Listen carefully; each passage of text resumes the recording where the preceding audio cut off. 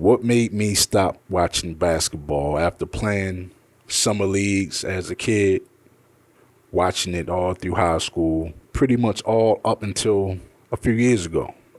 So, the game have changed a lot, and the refereeing of the game have changed a lot from the 50s and 60s to the 70s and 80s and 90s.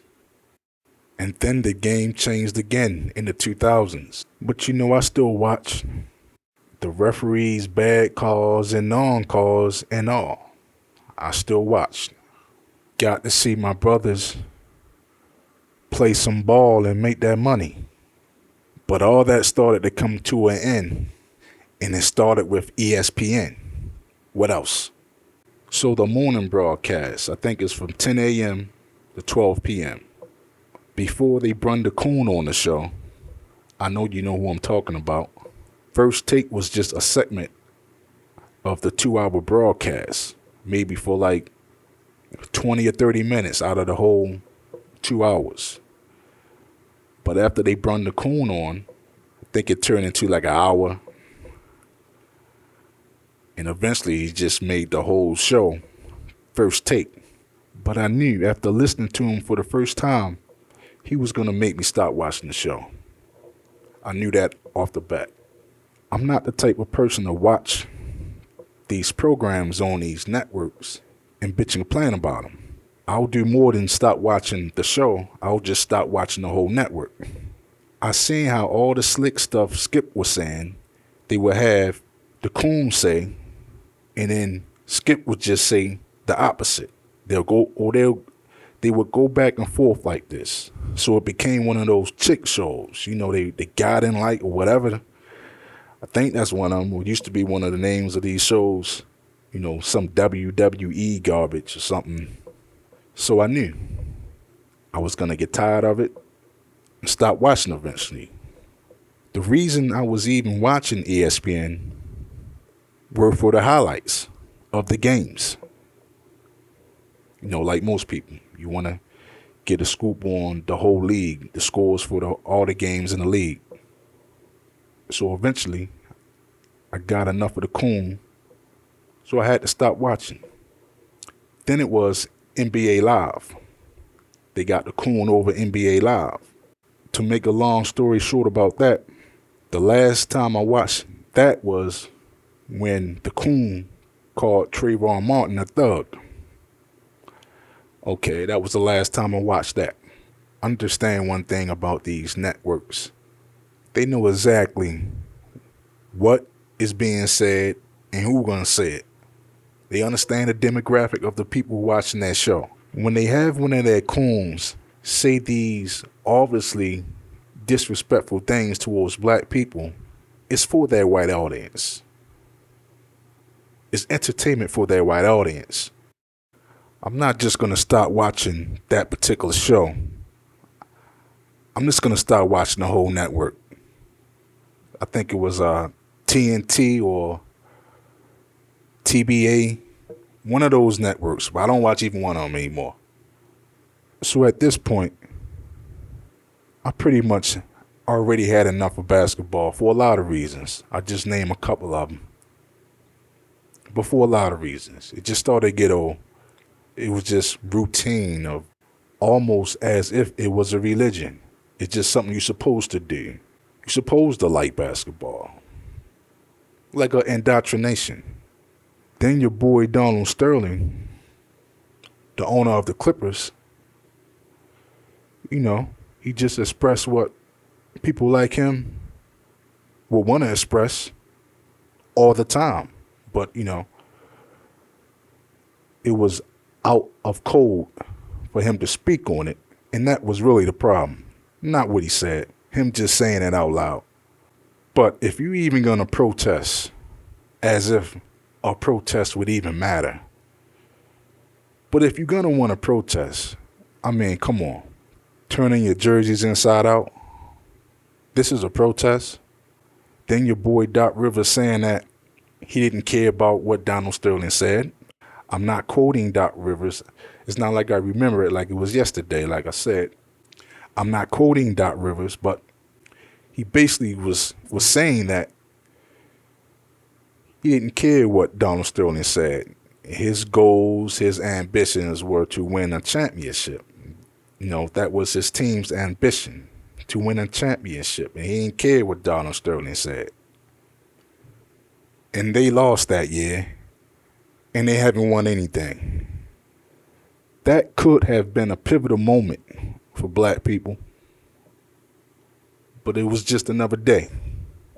Because once again, another black person who was married to a white woman, hey, it is what it is. It was just another opportunity for these athletes to show strength,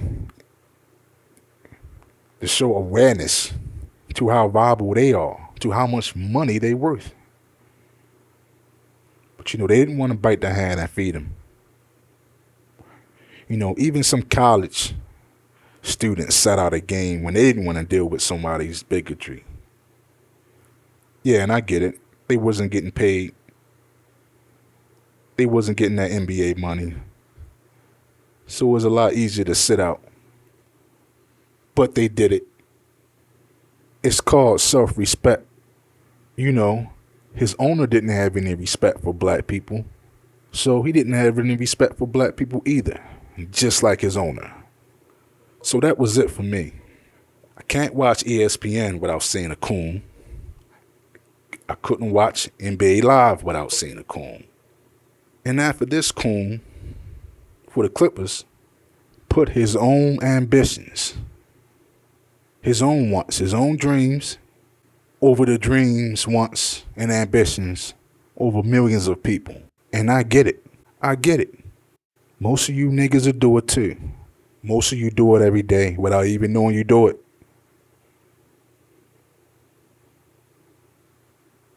A lot of you know you're doing it, just don't give a damn. Fine. You don't have to. No one's gonna make you. You will be rewarded if you don't. You'll be rewarded. You'll be appreciated. Fine. It's just that simple. That's your prerogative. But why am I gonna respect you? How can I watch a league of a group of Negroes who do nothing? A person working a 9 to 5 ain't building shit. The infrastructures in place today, even though we made a help build them, they wasn't built for us. The standards that's set in these places aren't standards that we set for us. So look, I understand there's infrastructures already in place. There are already infrastructures for the water supply, food supply, electricity. Negro, what are you talking about?